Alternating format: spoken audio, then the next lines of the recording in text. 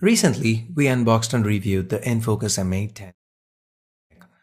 Infocus have now come out with another offering in the form of the Infocus m812. So today, let's take a closer look at it. Hey guys, and these are my first impressions of the Infocus m812. Let's get started. As always, let's start with the build.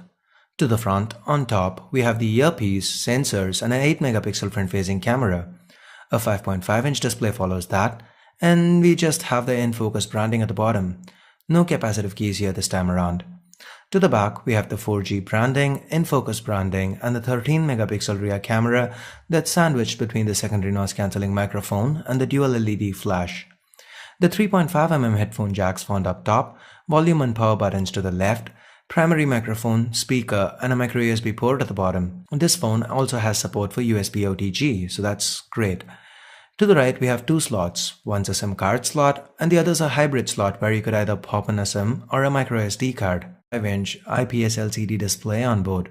This is a full HD display, meaning a pixel density of 401 pixels per inch. It's quite sharp and bright with great viewing angles.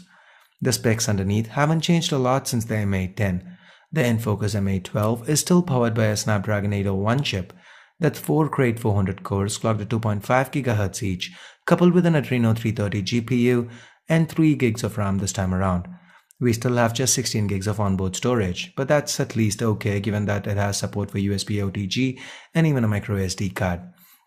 Anyway, all this is powered by a 2900 mAh non-user replaceable battery. The m812 runs on Android 5.0.2 with Infocus's own in-life UI on top. Weirdly, unlike the implementation on the m810, we do have an app drawer here.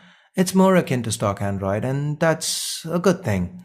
The use of capacitive keys also means easier access to recent apps and seems to be a welcome change.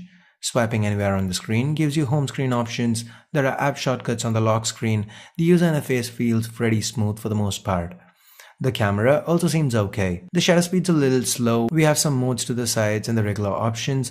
The user interface feels clean and easy to pick up and use. The detail levels are decent. The colors seem to be accurate.